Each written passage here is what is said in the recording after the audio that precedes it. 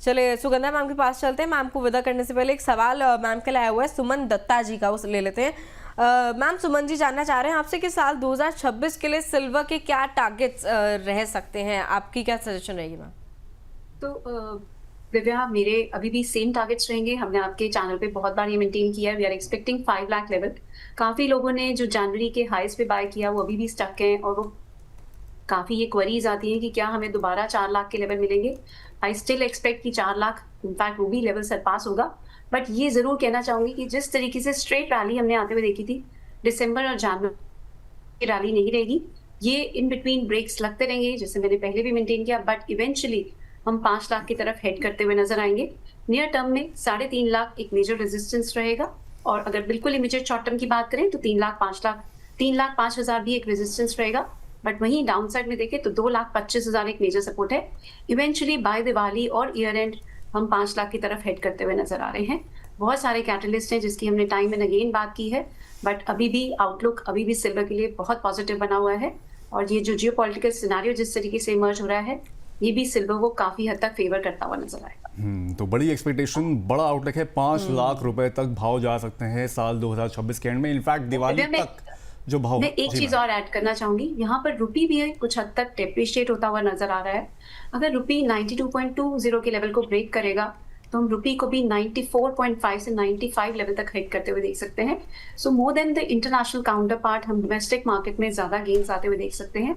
अभी ऐसी एक्सपेक्टेशन बन रही है, बट कैविएट यहाँ पर यही रहेगा, अगर ये टेंशंस डीएस्केलेट हो जाती है, ये वॉर एंड हो जाती है, तो नेगेटिव साइड प्रेशर भी गोल्ड एंड सिल्वर के प्राइसेस पे देखने को मिल सकता है। So we have to be prepared for volatility, but larger trend मुझे अभी मेरा बायस पॉजिटिव ही रहेगा, एंड बाय ऑन डिप्स की स्ट्रैटेजी ही प्रेफरेबल नजर आ रहा है। ओवरऑल पॉजिटिव है आउटलुक अगर देखा जाए लॉन्ग टर्म के लिहाज से, गोल्ड और सिल्वर दोनों के लिए। और मैम सुगंधा मैम, आज आपने इसको लेकर हम लोग को समय दिया और हमारे दर्शकों का मार्गदर्शन किया, क्योंकि बहुत ज़्यादा वॉलेटाइल मार्केट हो गया है। जैसे कि हम लोग पिछले साल देख रहे थे कि लगातार गोल्ड और चांदी जो थे वो बढ़ रहे थे और मार्केट गिर रहा था, वही थोड़ी सिचुएशन आज देखने को मिल रही है इसमें। और कई लोगों के बीच में सवाल है, तो उनका आपने आज सवालों का जवाब भी दिया और कई सारे क्लैरिटी जो थी वो आपने यहाँ पर दी, उसके लिए मैम बहुत बहुत धन्यवाद आपका। Thank you ma'am. दिव्या, मेरा डिस्क्लेमर रहेगा, मेरी पर्सनली एमसीएक्स में कोई पोजीशन नहीं है, but I am having exposure to metal stocks as well as defence stocks. और हमने यहाँ पर जो भी डिस्कशन किया that is only for knowledge and awareness purposes. आप कोई भी ट्रेडिंग या इन्वेस्टमेंट का डिसीजन लें, किसी भी सेबी रजिस्टर्ड रिसर्च एनालिस्ट से कंसल्ट करें या अपने इन्वेस्टमेंट एडवाइजर से कंसल्ट करें। Thank you so much ma'am, thank you so much ma'am. इस बीच कई सारे दर्शकों के सवाल हैं, एक सवाल अब ले लेते हैं। मोहित यादव हैं, ये कह रहे हैं कि अभी स्मॉल और मिड कैप फंड में लमसम निवेश करना चाहिए। विकास सर, अभी ताज़ा माहौल में अगर देखें तो ये सवाल काफ़ी फिट भी बैठता है। मिड और स्मॉल कैप फंड में लमसम निवेश की इनका सवाल है, इनका डाउट है, प्लीज़ इनको क्लियर करें।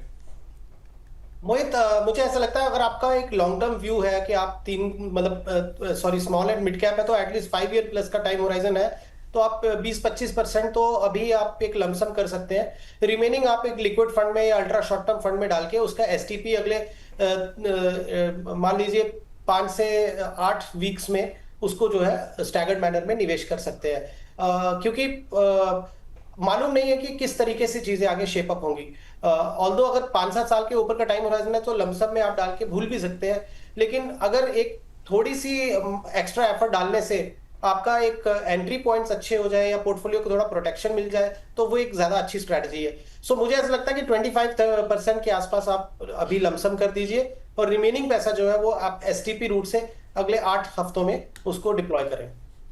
ठीक है सर। मैं वैसे अदरवाइज भी जो हमारे बाकी दर्शक है लगातार क्योंकि सवाल आ ही रहे हैं, एसआईपी में इस वक्त क्या स्ट्रैटेजी होनी चाहिए, इक्विटी एसआईपी में खासकर कि बढ़ा दे, थोड़ा सा टॉपअप करते हुए चले, क्या करना चाहिए फिलहाल निवेशकों को? फंड्स की अवेलेबिलिटी है तो 100% सिप्स को बढ़ा देना चाहिए। आप देखें हर एक चीज जो हम कितने बार शोज पे भी बोलते आए हैं कि इंडिया के मैक्रोज बहुत अच्छे हैं एज ए इकोनॉमी। अब रिसेंट डेटा आप देखें तो 7.8% का जीडीपी ग्रोथ का नंबर आया है, तो नंबर्स हमें बहुत एनकरेजिंग आ रहे हैं। इन्फ्लेशन लो है, जीडीपी ग्रोथ बहुत अच्छी आ रही है, हमारे ओवरऑल कंजम्पशन पैटर्न जो बढ़ता हुआ नजर आ रहा है, तो ये सारे इंडिकेटर्स हमें, और इनफैक्ट जीएसटी कलेक्शन भी अगर आप देखें अभिषेक तो बहुत अच्छी आई है जीएसटी कलेक्शन भी फरवरी में, हालांकि उसमें भी 28 डेज है, तो उसके हिसाब से भी अगर आप देखें तो ये बहुत एनकरेजिंग डेटा आया जीएसटी का भी। तो आई एम सेइंग अगर मैक्रोज इंडिया के बहुत अच्छे चल रहे हैं, सब चीजें सही चल रही हैं, तो आज रिटर्न नहीं बन रहा है बिकॉज ऑफ मल्टीपल रीजंस, और वो रीजन सबको मालूम है, आपके जितने भी व्यूअर्स होंगे उनको भी ये मालूम है कि क्यों नहीं हो रहा है। तो हमारा सिर्फ ये बोलना है कि अगर आप एक लॉन्ग टर्म के लिए इन्वेस्ट कर सकते हैं तो ये बहुत अच्छा टाइम होता है टॉप अप करने का। एडिशनल परचेज कर रही है आप एग्जिस्टिंग फंड्स में, या सिप का अमाउंट अगर आप बढ़ा सकते हैं। और अब हम मार्च में आ गए हैं, अप्रैल में से वापस लोगों की सैलरीज रिवीजन होंगी, तो वो चाहे कॉन्फ्लिक्ट हो चाहे नहीं हो, ये एक इन्वेस्टमेंट का आप समझ लीजिए वही होना चाहिए, प्रिंसिपल यही होना चाहिए कि जैसे ही मेरी सैलरी रिवीजन होती है, जो मेरा इंक्रीमेंट होगा उसमें कुछ पार्ट में जो है अपने एसआईपीज को भी बढ़ाऊंगा। तो देखिए इवेंट्स होती रहेंगी, कभी हम इजराइल गाजा लेके बातें कर रहे थे, कभी हम रशिया यूक्रेन को लेके बातें करते हैं, कभी हम टैरिफ्स को लेके बातें करते हैं, आज हम ईरान यूएस और इजराइल वाला बात कर रहे हैं, कल कोई और इवेंट अनफोल्ड होगी। तो ये इवेंट्स का सिलसिला जारी रहेगा, कोई ऐसा समय नहीं मिलेगा कि जब सब कुछ ही अच्छा अच्छा हो रहा है। तो ऐसे केस में अब आपको ये अगर मालूम है कि एक बहुत ही कंड्यूसिव एनवायरमेंट, या बहुत ऐसे कि वर्ल्ड में सब जगह शांति है, कुछ भी खराब नहीं हो रहा, ऐसा समय हम उम्मीद भी करते हैं कि आना चाहिए और आएगा भी शायद, लेकिन वो कितने लंबे समय तक चलेगा कहना मुश्किल होता है। लेकिन ये इवेंट्स जो होती हैं, वोलेटिलिटी वाली चीजें, ये एक फिनोमेना है वर्ल्ड का, ये चलता ही रहेगा। तो अगर ये चलता ही रहेगा तो आपकी सिप्स भी चलती ही रहनी चाहिए। तो मुझे लगता है कि ये अच्छी अपॉर्चुनिटी है कि आपको एक अच्छे बार्गेन मिल रहे हैं, तो यहाँ पे आप पार्टिसिपेट